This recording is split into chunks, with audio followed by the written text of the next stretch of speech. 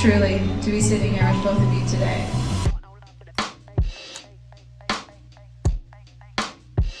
What does your toolbox look like that helps you sustain a healthy radical imagination? That whatever it is we might be going through today might not be what we are going through tomorrow. It still produces fruit because its roots are so deep and it's so big. So even in the harshest conditions with no water, it still is nourished. Hello! How are you guys? So happy you guys are here, truly.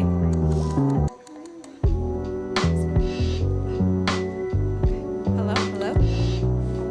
Testing 1, 2. Look, you guys are already ready to go. Already jiggling. So, first off, thank you all for being here. The purpose and intention of this conversation today is to illuminate radical imagination and how to sustain love and joy in the midst of adversity and opposition. And there was no one better to have this conversation with other than Congresswoman Ilhan Omar and actor Kendrick Sampson. It's an honor, truly, to be sitting here with both of you today. Ilhan, you are a force, a prolific communicator, a courageous, fearless leader. You made history in 2019, becoming one of the first 2 Muslim Americans to be elected in Congress, and all while being a refugee, immigrant, a woman of color from Africa. Give it up, y'all, for that. Kendrick, you are a phenomenal actor, producer, abolitionist, activist. Some may know you from Vampire Diaries, others as Nathan from Insecure. And a lot of people know you for your community work. You as well are a force. You are an advocate for change, an advocate for justice. Did either one of you see yourselves in the position that you're in today? I know you did. I was organizing at 14 years old.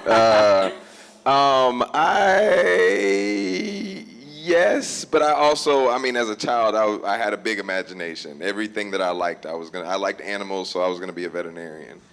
I saw Jurassic Park, I was gonna be an archaeologist.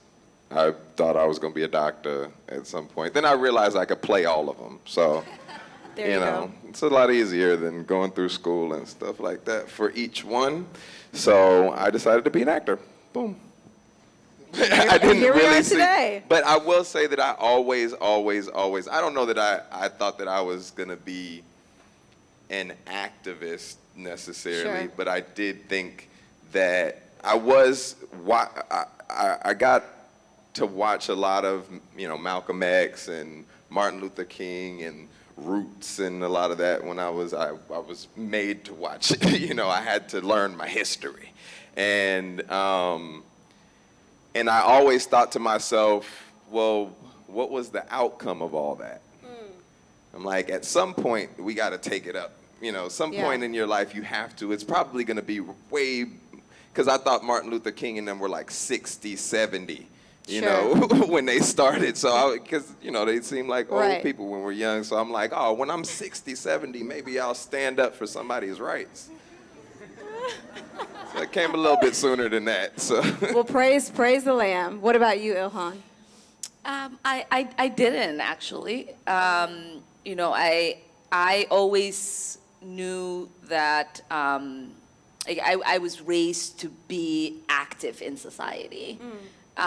To care about not just myself, but everyone else that was around me, to critique systems, to try to make the world a better place, I guess. But I always was, I started organizing at 14, as Kendrick said, and I was much more of an agitator.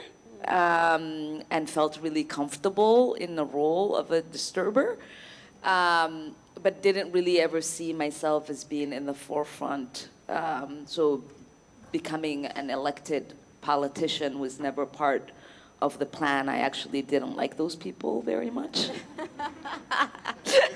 And so I still kind of feel weird when people are like, you're a politician. It just still feels icky in a way. And I reluctantly ended up running for office, but my work I always thought was, to give back to a society that had invested so much in raising and caring for me. And I just thought that was like part of something that you did outside of your actual job. And so I'd always worked, but always organized as well. What is your perspective, Kendrick, on radical imagination?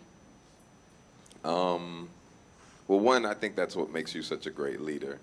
That's when, you can tell that you reject a lot of the stereotypes of politicians and the things that make us all feel icky about politics. And, you have at your center and your core care for the people that you love and making this world a better place. And you can just feel that when you meet you, you're like thinking you're going to be like, I'm a fighter, and it's like you're so approachable and grounded and. I didn't realize I was messing that part up. You just You feel don't have like that at there's all. People this- think I'm a yeah, fighter. I am well, a fighter. You are, and I Kidding. think that it shows us that we all are fighters. We should be fighters. That we, no matter who, you're a mom first, right? You're a community member first, just like all of us, and we should be able to take on. There's extraordinary things about you that I think feed into the radical part. That a lot of the time, what we're calling radical, for people who are dedicated to solutions and making the world better, don't seem very radical. Care is radical in a world that doesn't center care, and so I think radical imagination is a lot of the time daring to venture outside of what's convenient, right? Daring to venture outside of, and that means information. Daring to question, daring to be curious enough to explore those areas that are gray, those areas that seem dark, that seem like scary, the unknown.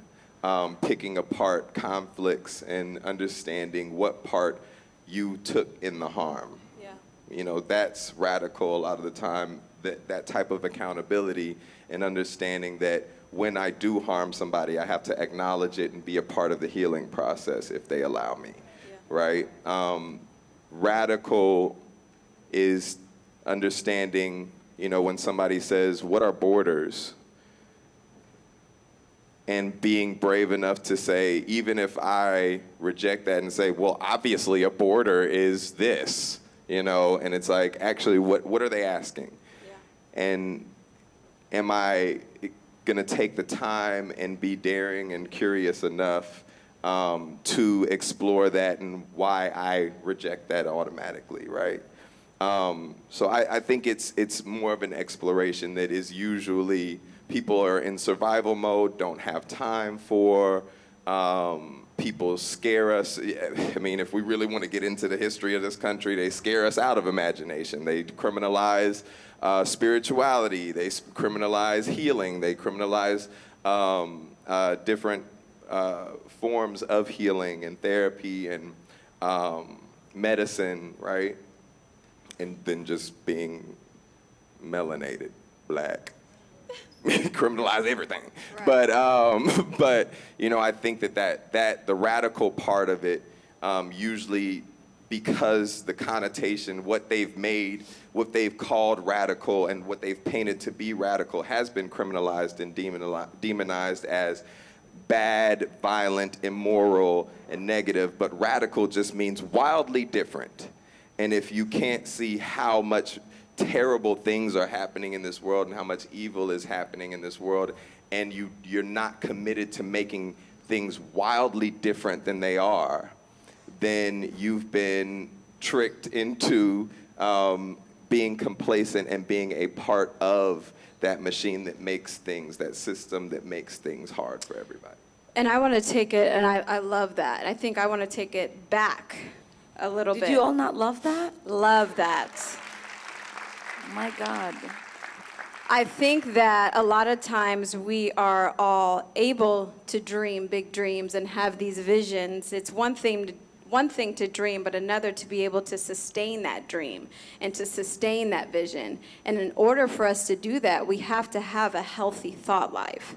And, you know, for me, it is something that I struggle with daily is making sure that what I'm thinking is the right thoughts and being active and vigilant with my thoughts and making sure that I'm able to look at the difference between a truth and a lie, the difference between what are my thoughts producing. Is it producing anxiety? Is it producing fear? Or is it producing love? Or is it producing joy? And so I know that we have to have the mental fortitude, the mental endurance to keep our mind in a healthy space so we can have that radical imagination. Ilhan, with the work that you do, it's a mandate that you pull from a place of vision, that you pull from a place of imagination with creating policy change, with creating social movements. What does your toolbox look like that helps you sustain a healthy radical imagination?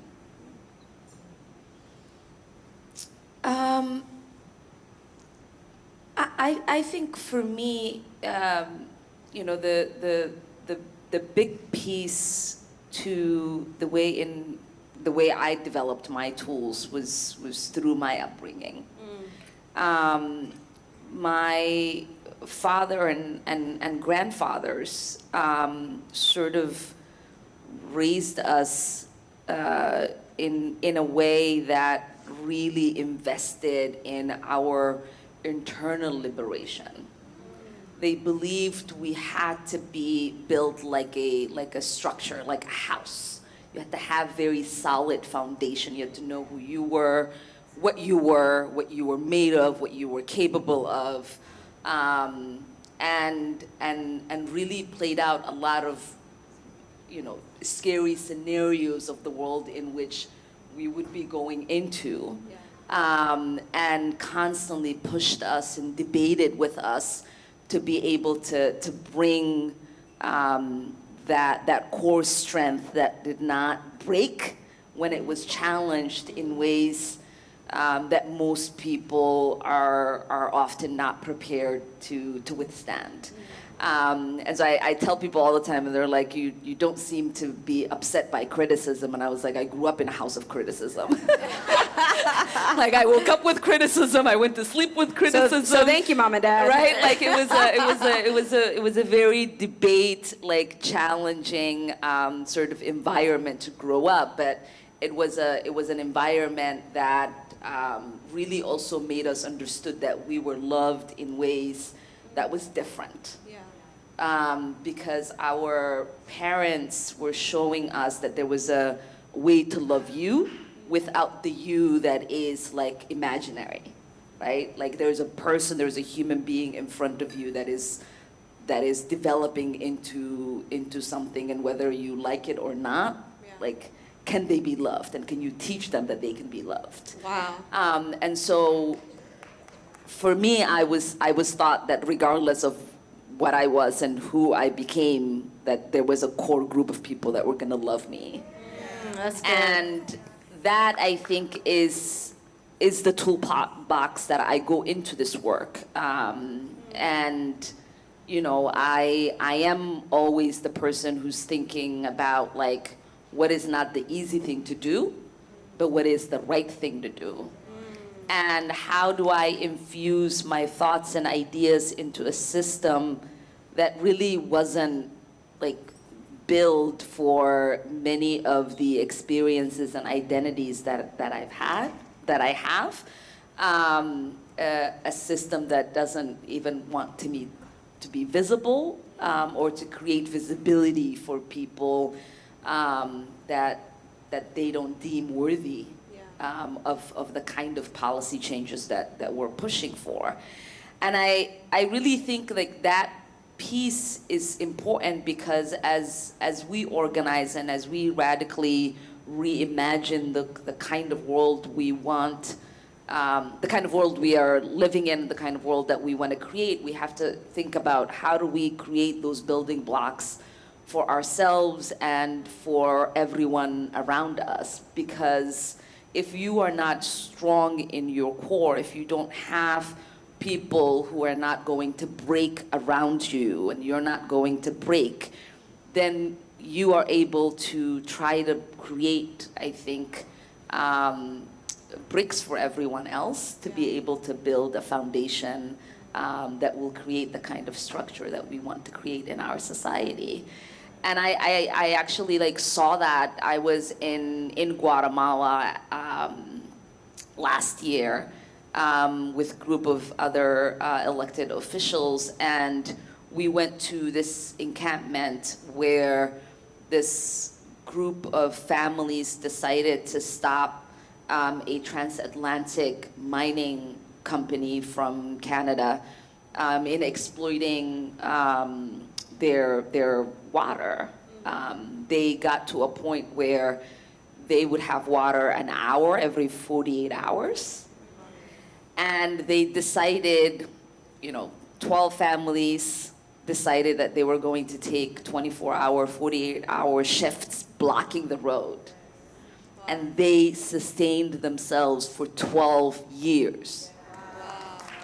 So for 12 years, this Canadian company has not been able to exploit that community, right? So they are fighting against the military of the country. They are fighting, all the might of the government. They are fighting, concessions that were made and trade policies that allow for this transatlantic company to sue Guatemala because they have a contract that says they can get, mine. And I sat there thinking, when Jamar Clark was killed in my district, we occupied a police precinct. We lasted for 18 days. Yep. Mm-hmm. And we didn't last for 18 days and leave just because we wanted to. But it was because many of us did not have the strength to withstand all of the elements of what we were going to deal with, whether it was the weather, the criticism, the lack of support, the lack of resources, and lack of trust within each other. Right. And so I say all of that to say that if we are to engage in this work authentically and thoughtfully, and we are looking for tools within our toolbox, we have to first be thinking about what new tools we have to bring in order to create the kind of world that we want. Wow, that's right there. I want to stay here for 1 second, and then Kendrick, I want to hear about your toolbox. With all the work that you do, how do you not partner with fear? I think, fear obviously exists, but I think it can be a tool to ignite different things in you. That's great. Yeah. I use fear to fuel me. I am scared of the world my kids might grow up in if I don't do enough. So that fear is the reason I get up and I work, and I move with love, and I don't let myself get burned out because I'm just so driven by that fear of what will happen if I am not actively participating. And I think oftentimes people think of fear as a crippling thing. Yes. But I feel like fear can also be a liberating thing. And it could be something that strengthens you. Don't let it use you, you use it. That's what that is right there. What is in your toolbox, Kendrick?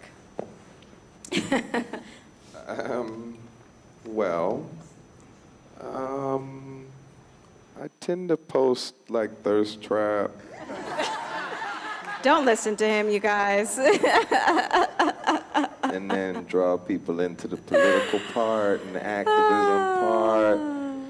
Toolbox. Toolbox. Your mental toolbox. Got it. How yeah. do you? So I my can't. mental toolbox, I usually post thirst trap.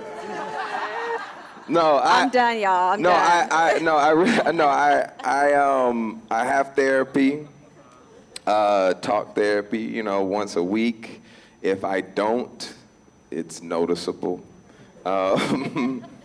I do my best to meditate every morning. I do my best. And ground myself. And part of that is a visualization exercise. I usually end my meditation with a visualization exercise, and I think about the world that I want to see for the people that I love most, for, some young kids in my life who are, questioning their gender, questioning their sexuality, kids with disabilities, some elder folks in my life, people that are most vulnerable. And I do my best in my life, my people that are very, very close to me and dear to my heart. And I think about the hardships that they face, and I do my best to breathe that out. And when I'm thinking about breathing it out, I'm breathing that out of the world, right? I'm like, I don't want that anywhere near them. And I do my best to envision a world for them that is free, that is liberated, that is supportive.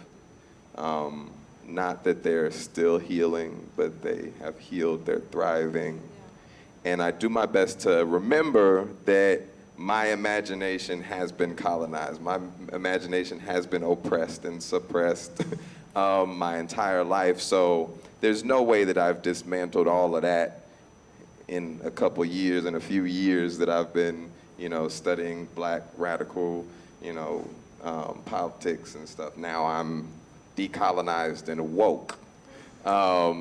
It can't be. You have to constantly break down the concepts that hinder us from expanding our imagination and thinking of that world and how that world should be and feel, taste, using all of our senses.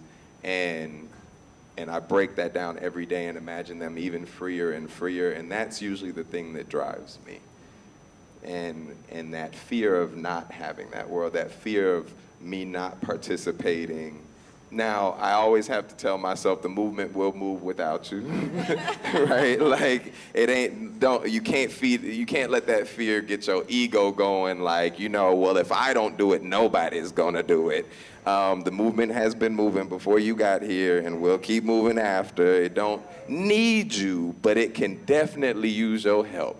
Yes. And, I do my best to keep that in mind and not let that fear get me into a paranoid state of an unhealthy state of I have to, but at the same time, that fear that they won't experience that joy, that they won't experience that freedom if I don't do my part and I don't focus on my job and my responsibility in creating a safer world for them, then it might not be realized. Yeah, that's good. And I believe we all have a part to play. We all, for sure, have a part to play. Switching gears a bit, it is inevitable that we will face opposition and resistance, and I know that both of you deal with that a lot. And when I'm in seasons of opposition and adversity, I kind of liken it into thinking about the trees that are still standing after the thunderstorm. But we're realizing that the trees are able to stand. It doesn't mean that they didn't get affected by the storm. It doesn't mean that the leaves didn't fall off, that a couple limbs didn't fall off. But what is making them stand is the soil that they're in. They are planted in good soil, and their roots are made of something sturdy. And so for me, I have to remind myself when I'm in those seasons of opposition and trial to be rooted in joy, remembering to count it all joy, knowing that the adversity and the trials that come my way are only producing great fruit, which is strength, which is peace, which is joy. So I would love to know what you guys are rooted in that is allowing you to withstand the storms. You looking at me like you want me to go first? I look to each other. You could ponder on it, think about it. No, But I love that analogy. I usually use that as an analogy for abolition. I've always thought in church when they talk about a good seed produces a good tree, Yep. produces good fruit, and a bad seed produces a bad tree, produces bad fruit. Yes. And then it says, in order to, you got to rip up that tree, burn that. Yep. I mean, that's what it says in the Bible. It does say you got to burn that. That's what it says in the Bible. But, you know, and you have to plant good seed in that soil. And I even think about like natural processes, natural fires occurring. We have to be very clear about that in California. Natural fires can be healthy for soil.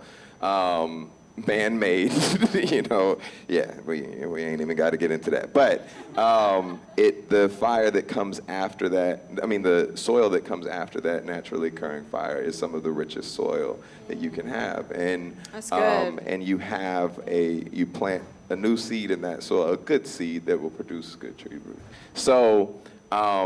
I just went to, I know Tia in here like, shut up, man, about this baobab tree. But I went to Senegal, and they talked about the griots, and I got like super excited about the griots, which are the West African storytellers that protect our stories and our history. And they said that they revered them so much that they would bury them not in the ground because they felt like our stories and our history would be buried with them, that they would lay them to rest in a baobab tree, and the baobab tree is like big as a house. Like they have these huge people. There were myths that witches lived in them and things, and medicine people, and that they would out of reverence, they would lay them to rest in the baobab tree. And the history of the baobab tree is it can survive the harshest conditions. It still produces fruit because its roots are so deep and it's so big. So even in the harshest conditions with no water, it still is nourished. It still is nourished and will stand the test of time and will outlive most people. All people, if it does what it's supposed to do, if it's planted well and nourished properly. And so just thinking about that and thinking about, I think about that a lot and think about roots, and I'm a country bumpkin, you know, I grew up very in the soil, all right? So it gets me excited to think about planting and the analogy for a healthy environment and applying that to life. But the baobab tree took it a much further step for me in even thinking about just not being planted strong and rooted in good values of peace and love and care and liberation and accountability and power and those values that you're rooted in. But it also is, you should be so deeply rooted that even in those hard times, not just the storms, but in the dry season, That's you know, good. in those things, you can still produce good fruit. Yes. You know, that's pretty, Yes. that was powerful to me. It pierced through to my soul. So, you know, the griots, thank you. Thank you. That's actually very, very good, because I feel like a lot of times when we are in those seasons of dry seasons, if you will, we need those seasons in order to be able to do the next seasons that we're called to. We need to be able to be before we do. And a lot of times we get that completely opposite. So Ilhan, with you, when those storms comes, when you constantly are getting resistance, when you're constantly, people are saying, you shouldn't be here, you're not qualified for this job, when you ask for a policy change and they say no, or you constantly are knocking on doors just to advocate for change, what are you rooted in? I'm rooted in this sort of, I think, similar, idea of changing of times. I vividly remember as a young person living in the refugee camp. It was tough times, and my dad would always say, Ilhan, remember, your today doesn't determine your tomorrow. And I think there's something beautiful about knowing that the sun goes down and it rises. that whatever it is we might be going through today might not be what we are going through tomorrow. The person who says no today might say yes tomorrow. These policies that are looked at as not possible might be possible tomorrow. I think about, I've been fighting for universal school meals. It was one of the first bills I introduced when I was in the Minnesota House, and it just got passed by the Minnesota legislature. It's implemented as law. I am not there, obviously. I didn't get the opportunity to vote for it and author the bill, but it is the seeds that we helped plant that have now allowed, right? Everybody thought we were crazy to be thinking about that. I think about things like student debt cancellation. When I first came to Congress, Bernie Sanders and I, that was our first bill. And everybody was like, what is wrong with you people? Like, this is never going to happen. And then we now have a very moderate president who's like, oh, I'll think about canceling this much. And so there are those sort of moments that, remind you that the tough times today might be the joyous days of tomorrow. Yeah. Ooh, that right there.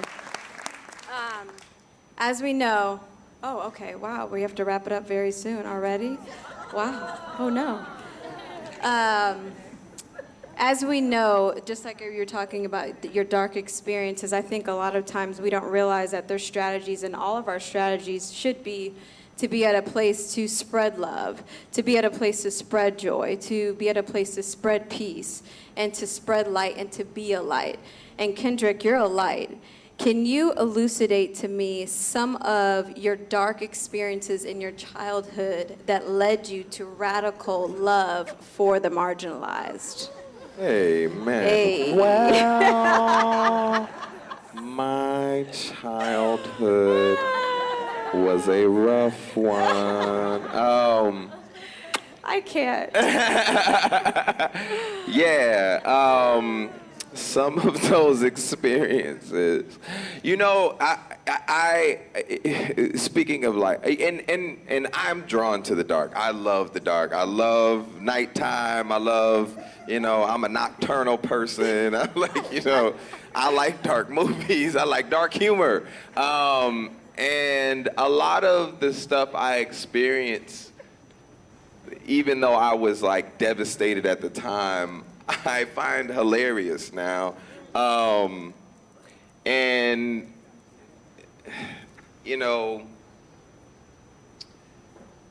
I'll give this one. This is, if I'm laughing, I'm traumatized. But I did. You gotta laugh through the pain. You gotta laugh through the pain. Thank God for those times, though, because you're here now. You're here today. You're using it for good. Yeah, they kicked out. So when I got to high school, we had a step team. You had to, in order to be in the step team, you had to go to ROTC. They had already done the damage before I got there. You had to be in junior ROTC because they said, at the time, I don't know, in the South you have fraternities and sororities, black fraternities and sororities at STEP in high school. And we wanted that at our school, but it was a predominantly white school with a healthy black population that they were trying to make unhealthy. And they made us, if we wanted to be in step team, because they said that step teams were gangs, we had to operate in junior ROTC. Now, they also said that we can't, because we're so dangerous, we can't dance gratuitously. And at one point, we had a step that was like, that at the end, you get a little booty pop, a little boop. I told Michael I wouldn't twerk on stage, but I did it anyway. But I did a little poop. I did a little boop. They kicked the step team out. That was the final straw. Final straw. We're dangerous. And so I had to come to school, and when I tell you I love the night so much that I don't sleep during the night. So early up in the morning, 6:30 a.m. we supposed to be at school. I had to wake up. I hate waking up in the morning. I'm not a morning person. I'm an evil person. Abolitionist stuff goes out the window. I am not an activist in the morning. I am not a good person. But I went out of my way to wake up and be to school by 5:30 every day to try to petition the teachers to put a step team, a co-ed step team together outside of ROTC because I thought it was so racist that they canceled it. I would drive 45 minutes up to the north side of Houston to this other school that had an incredible step team that was academically excellent and all this other mess that we have to be put through in order just to have culture, and ask them to come to our school and speak to the teachers and try to find a sponsor and get people to sign petitions. That I eventually didn't get any of that approved and started a step team outside, and we were terrible. We were awful, but we had each other. It was led by a Crip. I'm gonna be real with you. And we had a fantastic time. We learned all these steps. We danced. We entered step shows. We failed. We lost every time. But like for real, it taught me because we were literally just a bunch of, the people that joined it were people that weren't afraid of going up against the school, and we were just like a little group of misfits that banded together and were like, I mean, when we lost, we were like, we got in the step show. Like, it was amazing. Like, this was, do you know what we went through to get here? And I feel like that experience in dealing with small organizations and building community now through Build Power and the stuff that we've done, that was just practice for it. Because I love nothing better, even if we don't complete a campaign, even if we don't win a policy, even if we don't, get the goal that we were fighting for, the fight along there and the people that you build and the community that you build on those values and the radical folks that you meet along the way that expand your imagination. And that type of community is the strongest community. That's the community that grounds me. That's the community. I love being my misfit self, my weird self, with all my little misfit weird homies, and I really do think, and that when I tell you I was crying and shit when I was a kid because of that experience, it was traumatizing. It was racist as hell, but I find it hilarious now because it did teach me a lot of the tools that I use now in my activism. That's good. That's indicative of nothing is wasted. Nothing is wasted. As we close, what is one action item that you would implore us to do to make a difference in our spheres? That feels big.